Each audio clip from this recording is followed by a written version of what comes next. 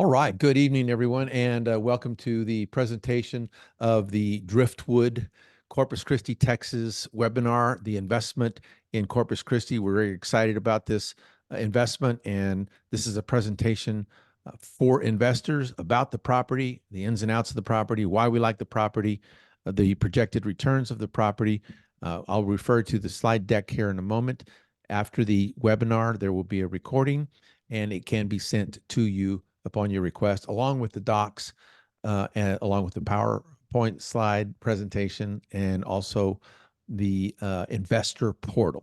Some of you may have it in your possession, but we're happy to send it to the rest of you. So let's just do a screen share.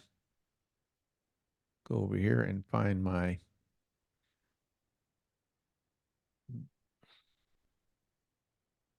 All right. Please, somebody confirm to me that you are able to see that. Yep.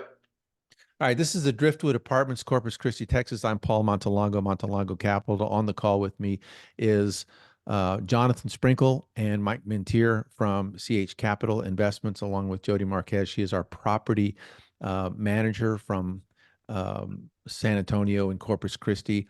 And listening on the line and contributing to is my wife, Letitia, also a co-founder of Montalongo Capital.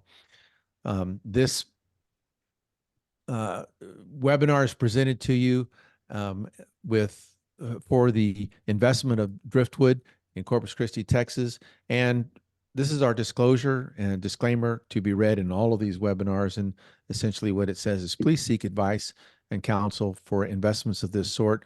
The projections that we've made are based on the information, the best information that we've been able to collect. They are forward projecting this forward future projections. And we've done our very best in due diligence to collect the information to offer an accurate projection of the property.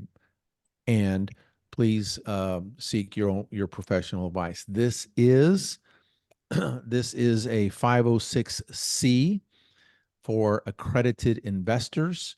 And if you are unfamiliar with the difference between an accredited and non-accredited, or you don't know your status, please reach out to us and make an appointment to meet with us, and we'll see if we can help you walk through that.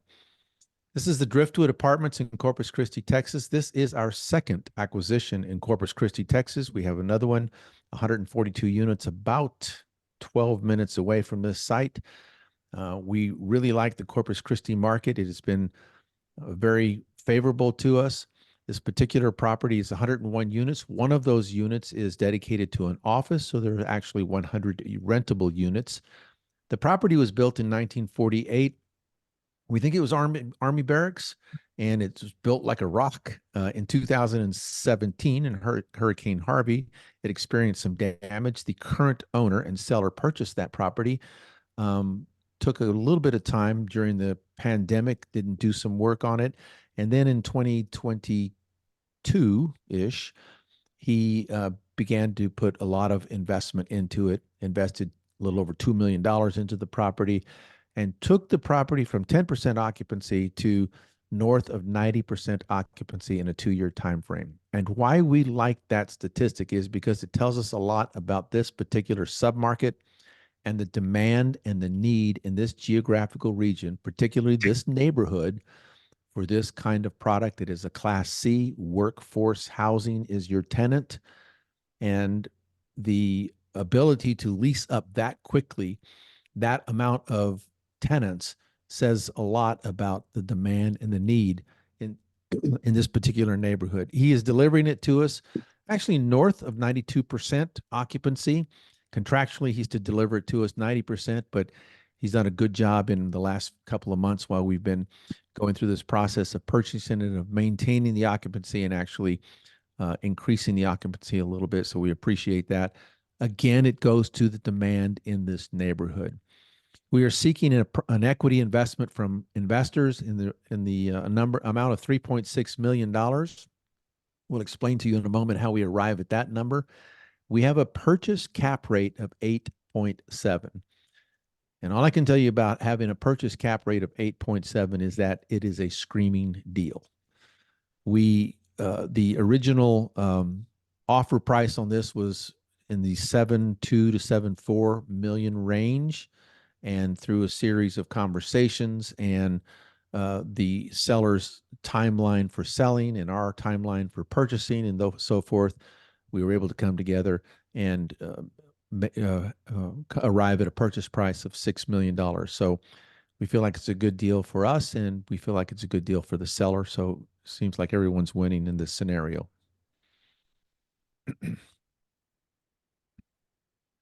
About the financing on this property, you'll see that we are getting a loan in the amount of $4 million and some change at a 67% loan to value.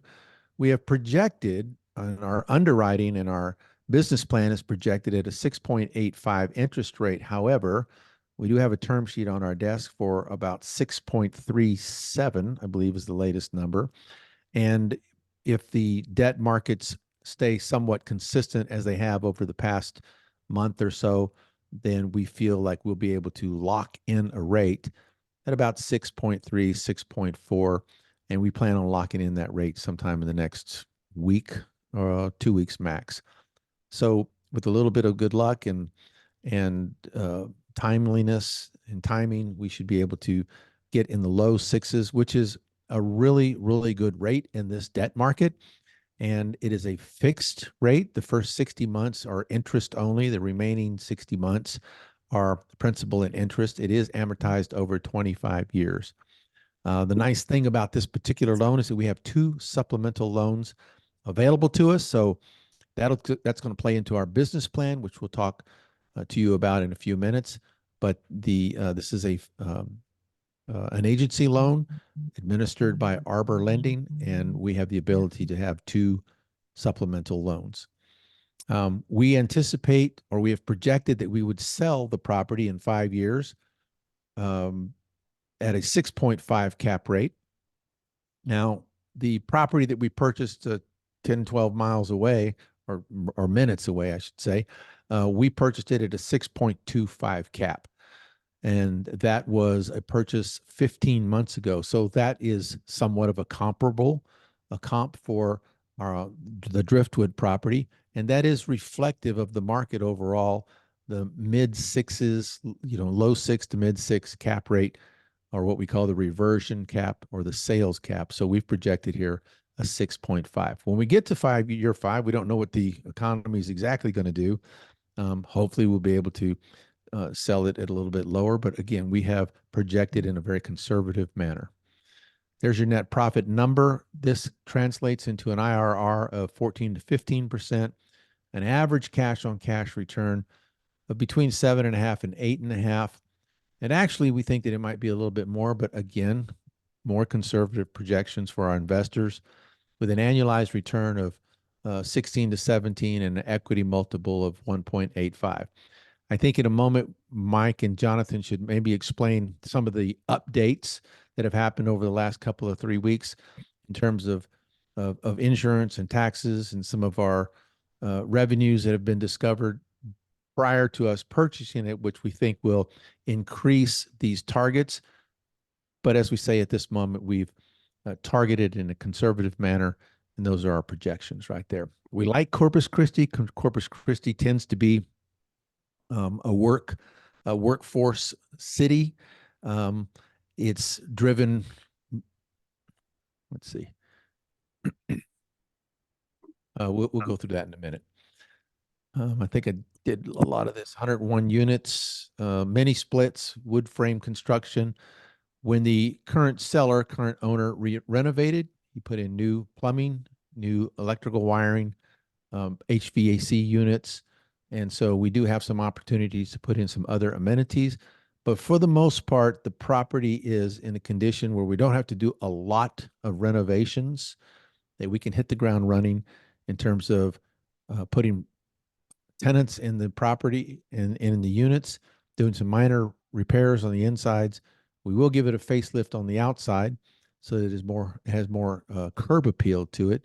And we find when we have these properties that the number one thing that brings people into the property to take tours is curb appeal.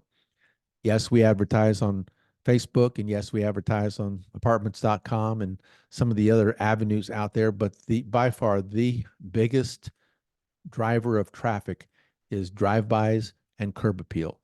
So that's the first operation that we do. We fix up the property so that it looks really nice from the outside. Let's see, Mike, Jonathan, it'd probably be a good time for one of you guys to jump in and just talk about why we like Corpus Christi and why we like that coastal area, and the attractiveness of this market to us, and some of the cool things that are happening in the market that we've discovered actually since we've been doing the due diligence on this property. How about you, Mike? Yeah, I'll jump in on that one. We are very excited about Corpus Christi. There's been a large influx in state and federal spending. The highway system throughout the main arteries of Corpus have gone through a huge improvement over the last couple of years. They are actually improving a major bridge, raising it 80 feet, widening it to help with, I guess, projected growth. We don't generally see cities, counties, states putting that kind of money and infrastructure into a city that's not planning some sort of thriving growth. The port is already one of the largest, if not the largest in America for exports of petroleum. And with this new bridge, they've actually dredged the main thoroughfare into the port to allow even larger super tankers to be able to access, which will obviously increase production. Increased production means we need more workers to be able to fill that production into the boats. So that is another growth that we see.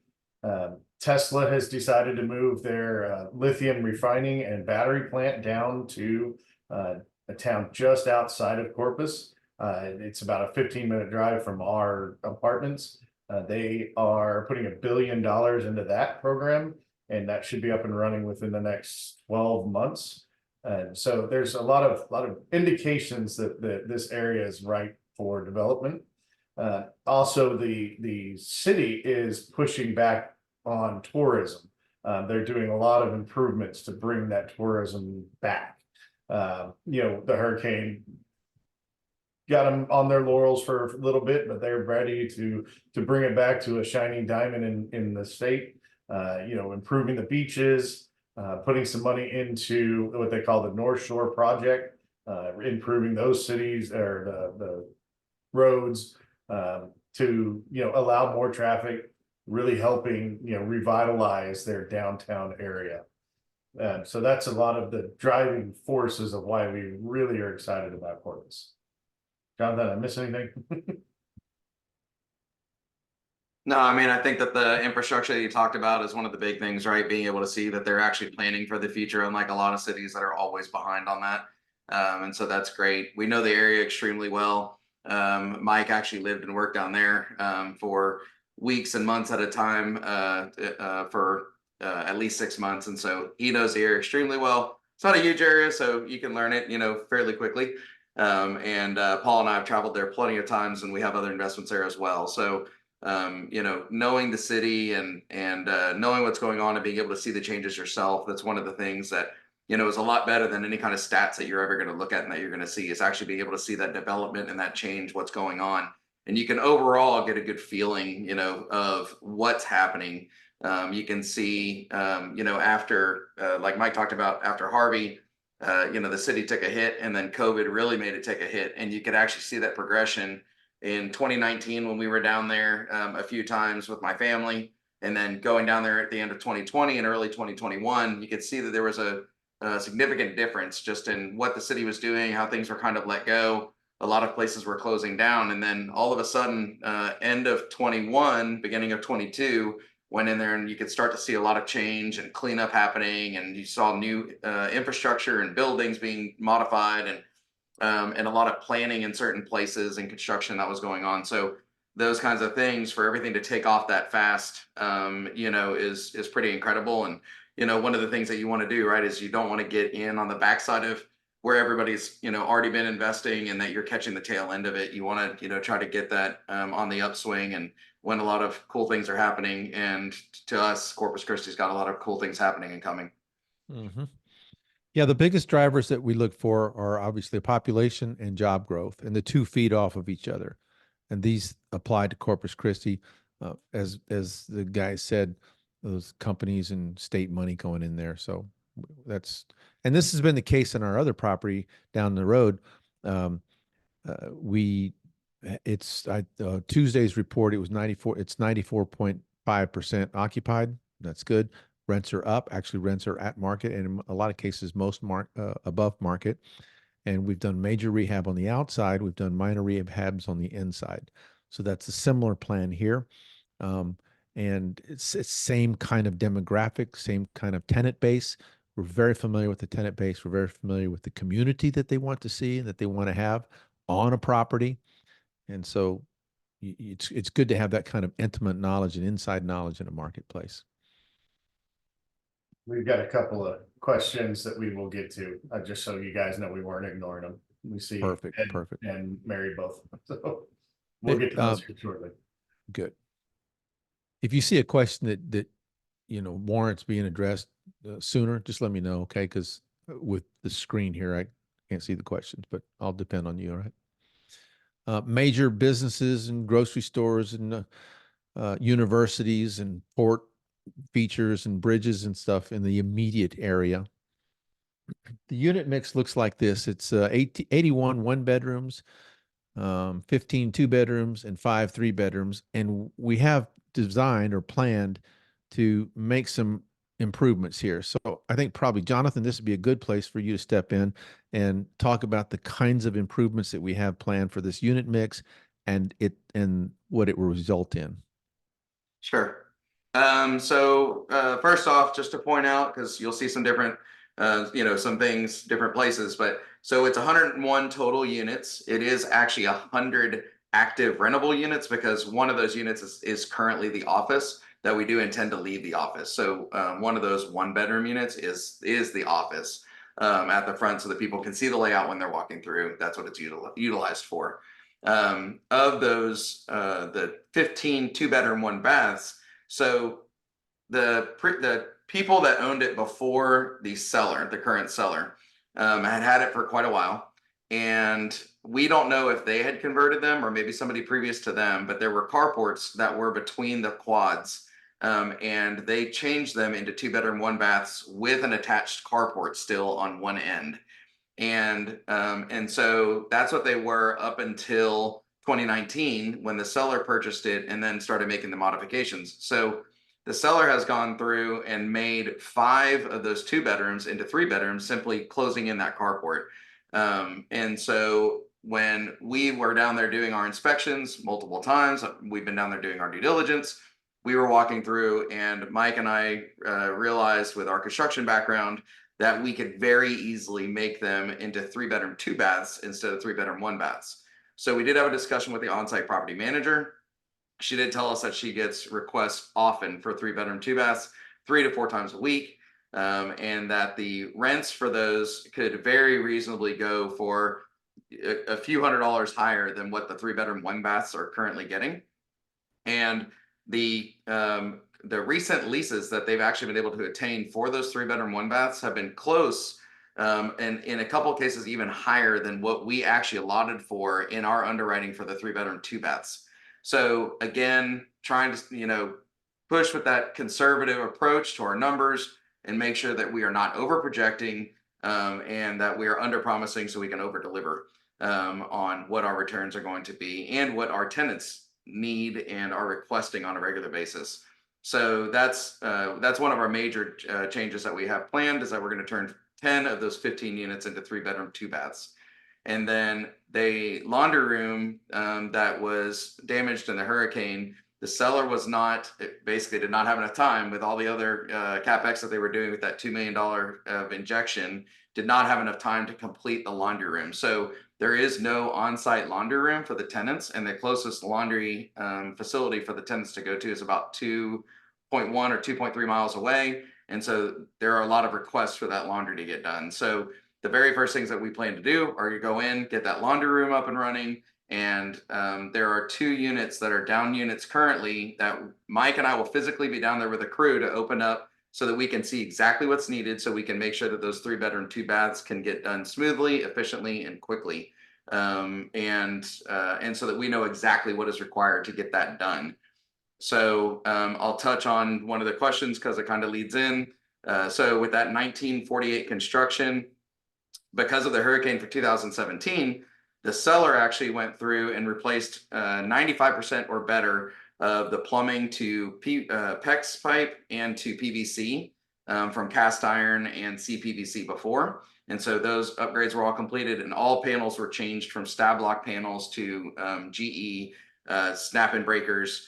And they are all GFCI and arc fault breakers. So everything is up to current standard or better on all of the utilities and connections. And then as far as the HVAC, there are mini split units that are installed in all of the units. And they are also doing an add-on per request of an in-room unit for the 1-bedroom apartments. Thanks.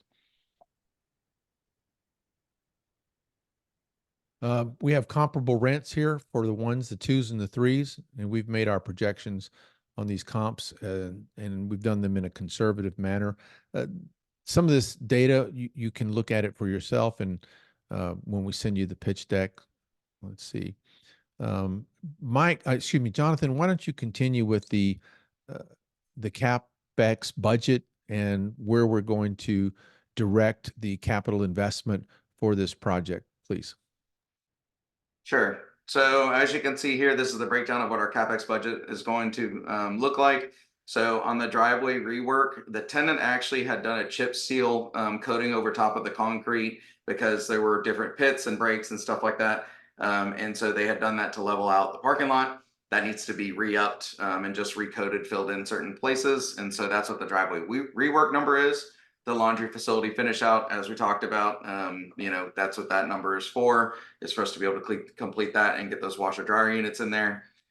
Finishing out of the 2 units are, so we have this in here, and so we have kind of an allowance for it twice. One, because those 2 units that are down units, we need to open up certain areas, fix a few things, and then modify those 2 units into 3-bedroom, 2 baths.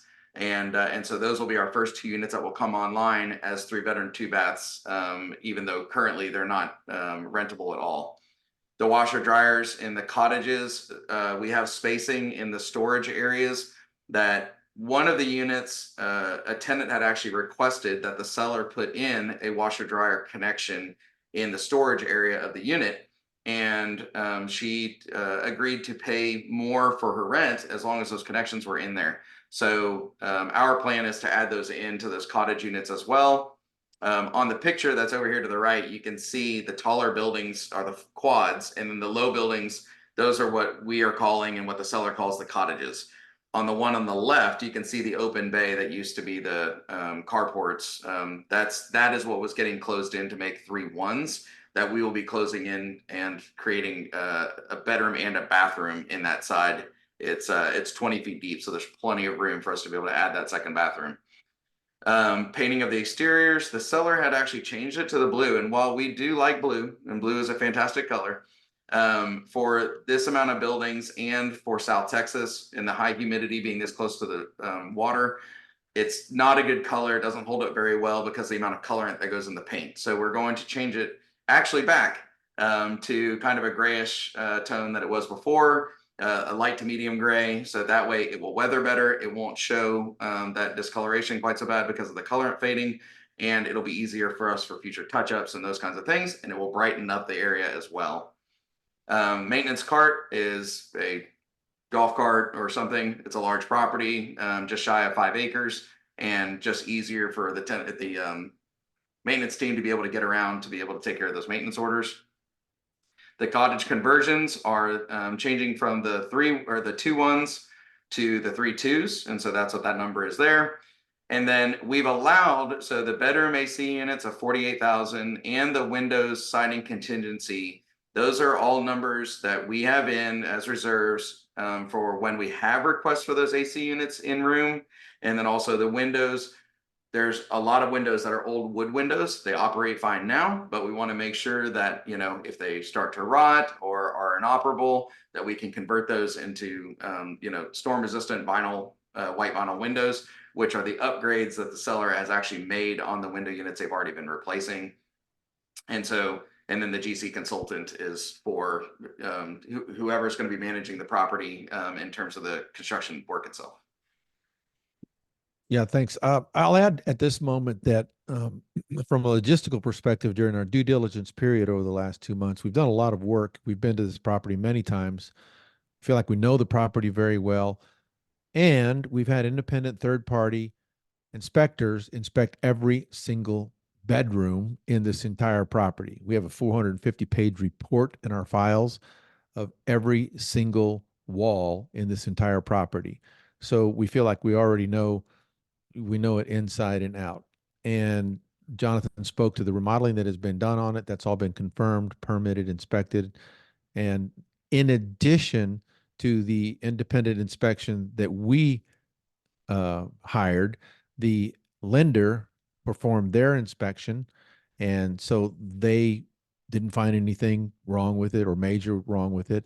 And so the rehab budget is based not so much on what we think might happen. It's pretty darn close because we have inspected the property so thoroughly over the last couple of months. So we feel real confident that these improvements here will actually increase the amenities, increase the appeal, a better place to live, a better community to live for people, which results in renewals of leases, which results in increased net operating income, which results in increased profits. I would encourage you to look through the pro forma. When you get the deck, this is the 5-year plan, expenses and revenue, and how we see that happening over the next 5 years. These are the distributions. You'll notice that right about here, this is what we're calling a cash flow play. So on average, when you take the 46% by the 5 years, you'll see that we have an average of in the range of 9%-ish that we'll be paying investors, and we'll be paying on cash on this property. We anticipate a resale value of in the range of 10.8 or so, and that's based on obviously the net operating income that we project to receive. This is what we call sources and uses. So we said in the beginning that we're looking for investor funds of right at 3.6 million. That's the exact number, 3.582. And so by the time we get our loan and we add the investor funds, it comes to a total acquisition of 7.5, and this is how it all breaks down. That's the purchase price of the property. We have some contingencies. You have the rehab. We have some closing costs. We have some acquisition fees. We have some first-year reserves that are required by lender, by insurance, by utility, and by taxation. So that's all in here, which gives us a total usage of $7.5 million, $7.599 million. You've already been talking to the organization in charge here. So myself, longtime investor, I'm in this now 45 years. I've been actually buying multi-unit properties since 2013, and we're in 6 different markets, and we have actually now that count is over 1,000 units, including a new development that we're doing here in San Antonio. But we're in this full time. Jonathan, you heard from Jonathan. I think that Jonathan and Mike, I'll go back and forth. Oops. They are the asset managers. They are the day-to-day operations in terms of the construction management, the lease management, the asset management, and they're the ones that make sure that that money that we had allocated for this project gets used properly, and probably gets used. Probably you're going to use less of it, right? They're real good at saving money. That's my point here for these guys. All right. We have the rest of the team also. My wife, Letitia, our marketing, Virginia, and our counsel advisor, Kyle Swafford here. On the call with us also, we have, well, let me see what it says. Oh, okay. We have our track record here. So we have a disposition track record. We also have, these are all of our properties under management at this moment. And so somewhere in the range of, 60 or $70 million of assets under management and all of the projections of those. So this, again, we hope to demonstrate that we are in this full time and that this is exactly what we do. This is our investment process. I'll leave that to you to read on your own.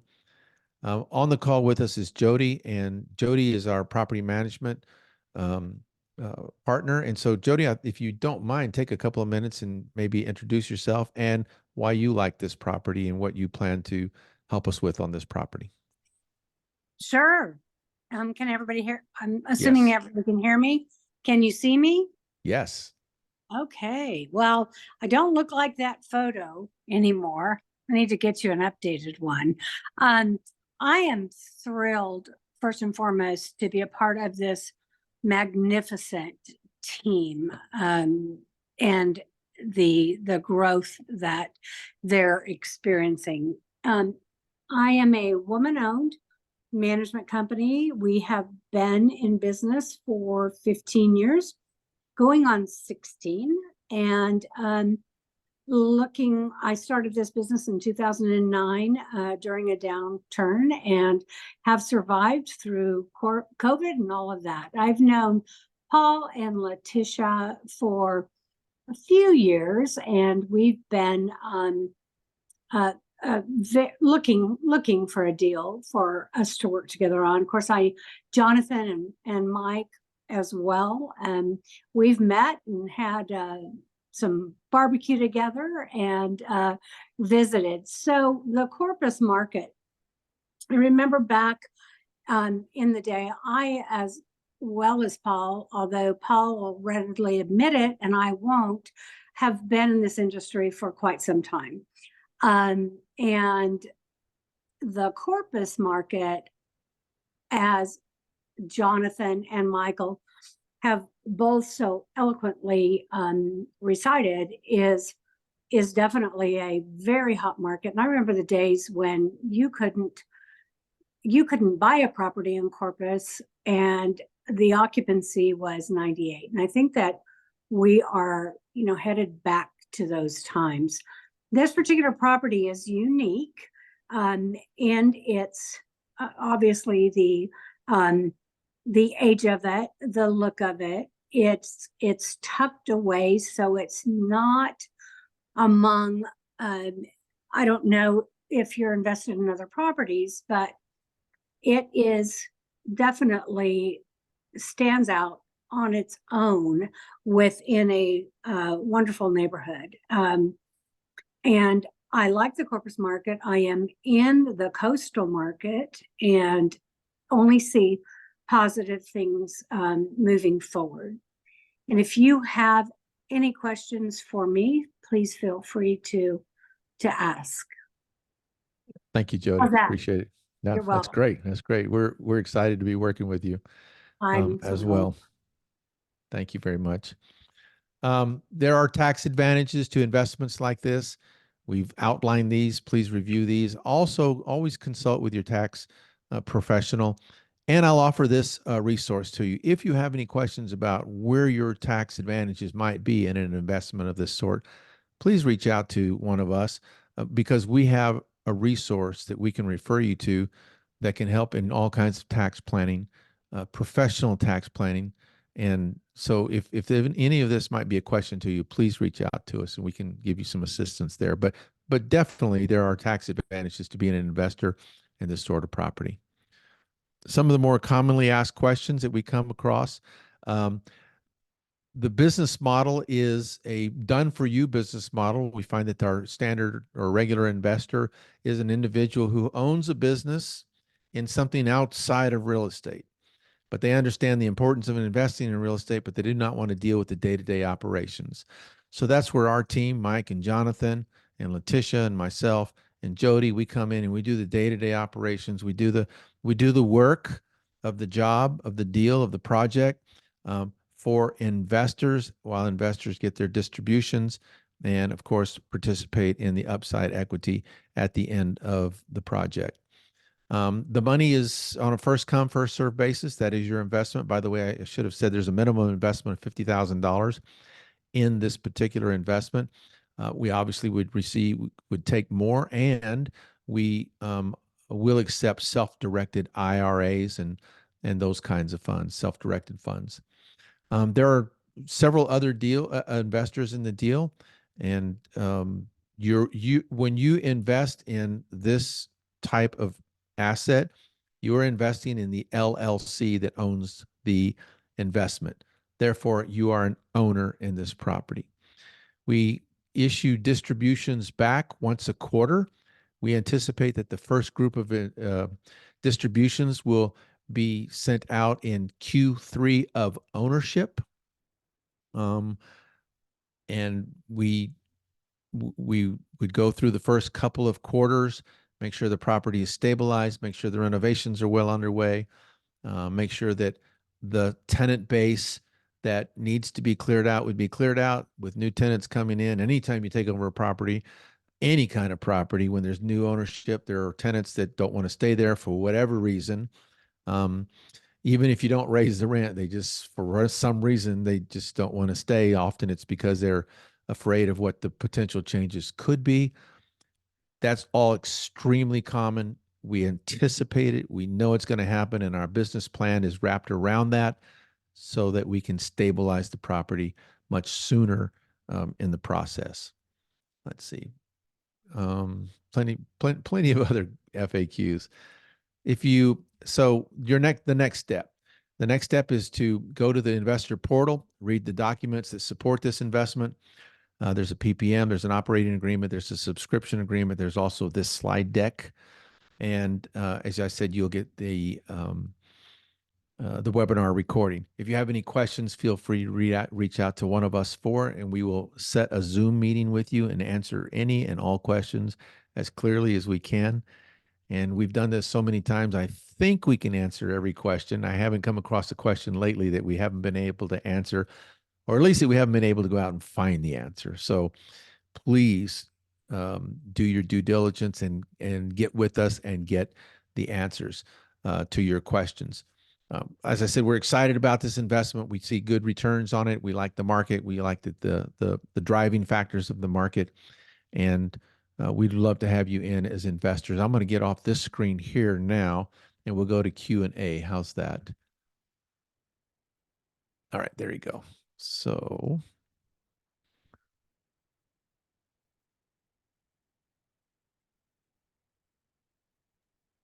I've been answering them as we've been going along. I'm Oh, trying to okay, make sure great. that we cover everything. Great. You But got some live ones you want to answer? Go ahead. I think that everything to this point. So we are expecting to close end of next week, so the 22nd of this month. So obviously fairly soon. We will most likely be continuing to do a raise shortly thereafter, and backfilling as quickly as we can to get up to the point of completion of our total raise. Most people would probably ask, have you done that before? Yes, we've done it multiple times. It's extremely common in apartment syndications and when you're doing raises of this size. And so it just gives us time so that way we can keep operating, closing on the property, get started on work, and keep communicating with investors like yourselves. I like these questions, Ed and Rose, that you're asking. These are cool questions. Is there any information that you request that you were not able to obtain? I'd say no. We've been able to obtain from the seller and from the seller's agent everything that we've asked. In fact, they've been extremely cooperative with us. We've actually had lunch with them several times and visited with them in person. This was unique in that sense. We don't always get to visit with the seller. We find that it's a good idea. We'd like for them to know that we're going to take care of their property. If we have an attachment to the properties that we fix up and sell. And so any good seller, we think, does that as well. Interesting thing, the seller here says that he's going to reinvest back into this deal. Once we buy it from him, he's going to reinvest back because he's so interested in seeing us take this to completion. And apparently he likes you guys. I don't know what's going on with that over there. Yeah, we slipped him a rupee. But There's another great question here. I indicated that there are projections based on information that received from the seller. Is there any additional information? Oh, we already said that. No, what was the other question? Oh, about the competition of Autumn Sunrise. Yeah. So the one down the street, and I keep saying down the street, it's like 12 minutes away. All right. Down the street in Texas. yeah, Very similar property, Quentin, in that Class C workforce housing, needed exterior rehab. It's a 1974 property, so it's an older property, but the tenant base is very, very similar. And the tenant base wanted to see community. They wanted to see things like barbecue pits and clean up the pool and gazebo and place to walk the dog. And it's important that we as owner operators give those tenants those kinds of amenities because it makes it feel like home and it gives them pride of ownership. So what we've discovered over at Autumn Sunrise, and we feel that Driftwood is exactly the same, is that the tenant base, they go to work, they work hard, they come home, they hang out in the evening, and they go back to work the next day, they pay their rent. We've had real good success over there on Autumn Sunrise with collections and low delinquencies and not having to evict very many people. So that bodes well for the market and for the asset class. So it's a great question. And there's plenty of demand in the overall market for this classification of asset. So you have various, you have nice ones, A, B, C, but this particular asset class and this particular type of property, because of the workforce nature in that zip code in that area, there is demand for this kind of property. And there are to the question that just came up, which is what's the average amount of time tenants have lived there. So we seem to find that most of the tenants have been there for a few years, so a 3 to 5 year type situation. There are actually a few tenants that have been there since Mike, correct me if I'm wrong, but I believe they're not on record of signing their initial lease since not only before the current seller, but the previous group. So they have been on site for 20 plus years. There's 5, I believe, that have been there pre-Harvey at least. And they told us that they are not leaving. So they don't want their units. So there's 5 tenants for you. They don't want anything. They're like, just and those, I've got to chime in here. Those are our best residents and our building captains right. that let us know what's going on. So that's great. Right. Yeah, absolutely. So, but yeah, I mean, and that's part of the thing, right? Is with workforce housing is that people want to make sure that places are still affordable. They want to feel like they are actually that they're cared about as a tenant, and that they're just not a number that's trying to get the most rent that you can possibly get out of them, and that the property's being taken care of, and that you're not just letting repairs go to wayside and maintenance issues that are not being resolved, and just the general upkeep and the look of the property. And so we've really found in all of our entire portfolio that is a big thing for tenants is that community feel and that feeling of being important. So yeah, just as a matter of information, Mike and Jonathan and property management companies and the on-site property manager, we're always scheduling, Halloween night, Thanksgiving night, taco truck night, opening the pool party type day, and those things just create community in a property. And when it comes time so there's that's all the right thing to do. That is the right thing to do socially, and the business advantage is when it comes time for them to renew their lease, there is much, much less resistance and greater opportunity that they'll want to stay at a place where they have some pride in ownership. So we make it a point to do that. Good questions, Ed and Quentin. Thanks for that. I was going to make one more point, and that is Jonathan alluded to it a little bit earlier, and that is that the current seller has leased up some units at clean up what I'm going to say here, Jonathan, at least our projection, or was it higher than our projection for those units? Some of those units are at our year 2 and year 3, I think, Okay. in a couple of cases, projections of what the Right. rents would be.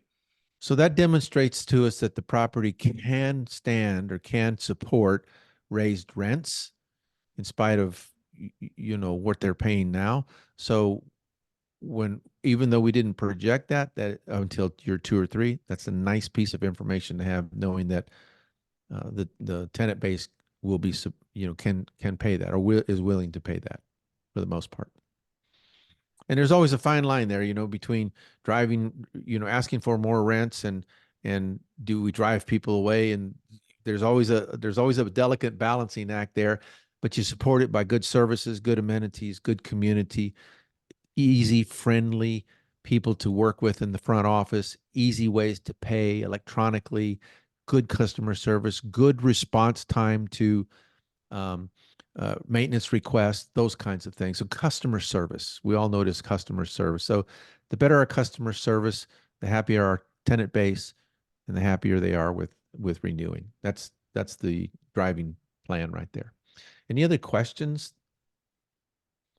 I do think that one other thing to point out is, as Paul had mentioned earlier, is this is somewhat of a value add. And doing those conversions of the 2 bedrooms into a 3-bedroom, 2-bath, obviously is a significant value add.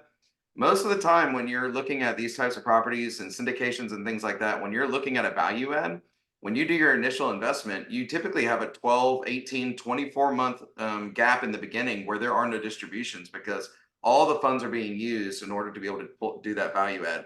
This property is going to cash flow for us from day 1. So even with the value add aspect of this property, we are actually going to be having cash flow coming in over top of our expenses and our debt service, which is why we're able to do our initial distributions Q3, by our projections, is because of the fact that we had that cash flow. And so that's a significant difference from the majority of these types of assets. Yep. I'll add too that in 2023, we evaluated 300 deals, 300 potential Oh, yeah, projects, at 400 least. potential projects, a lot, hundreds of them.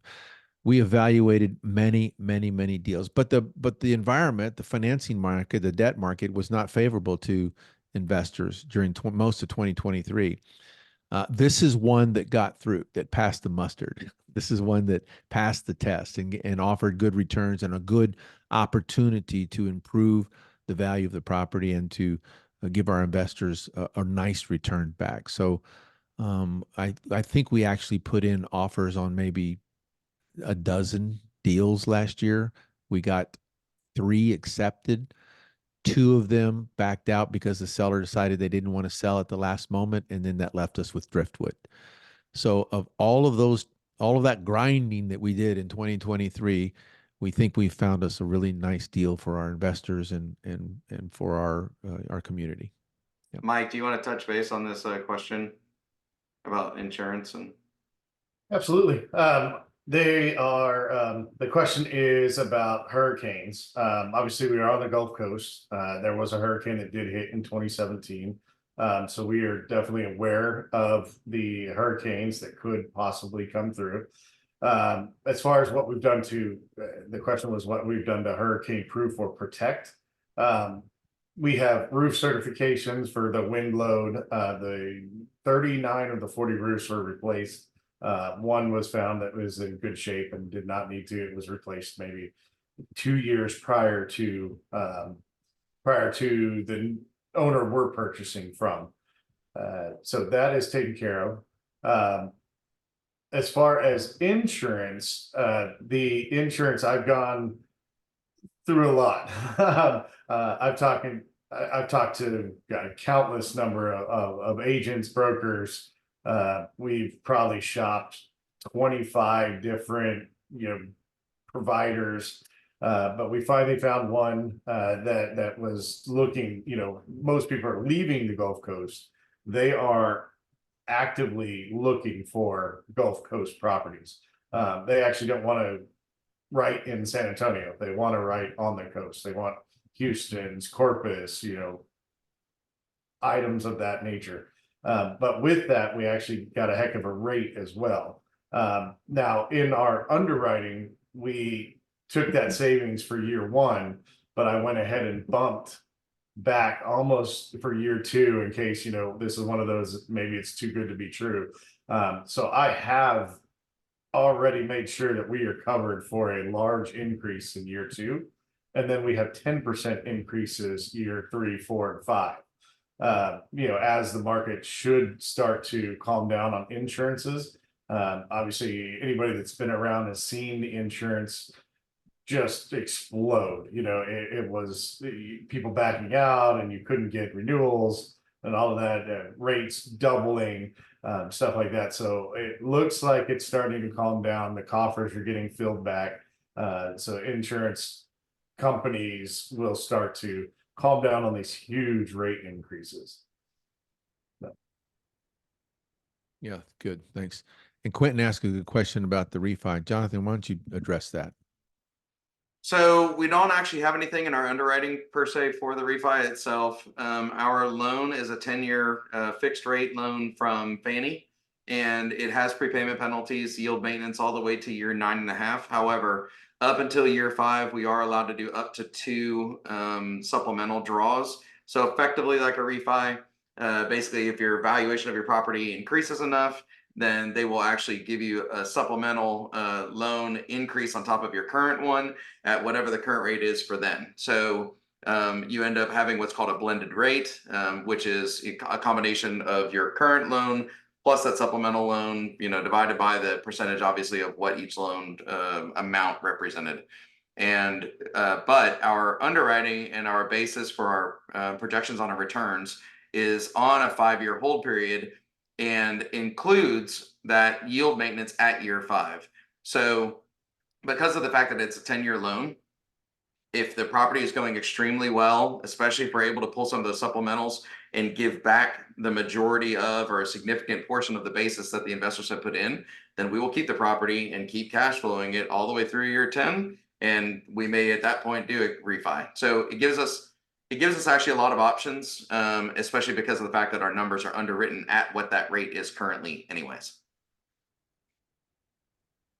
Options. We love properties with options. 100%. Great. 100%. All right.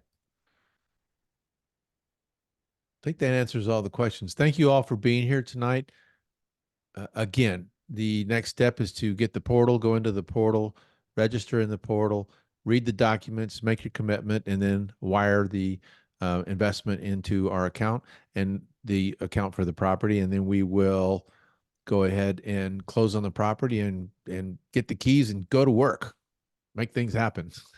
Absolutely. Looking forward to it. Yeah. All right. Thank you all for being on the call. Thank you All guys right, very thanks, much. Barbie. All right, thanks, guys. See you. y'all. Bye. Was that, let's see. Did somebody just ask a question? The chat actually worked. Oh, no. Is there a chat that we need to address? Can you please provide the PV? No, that we could do that offline. Okay, great. They're asking for more info, so we can. All right, we can great. do that offline. Okay, We'll thanks, send that guys. over to you guys. Thanks. All right.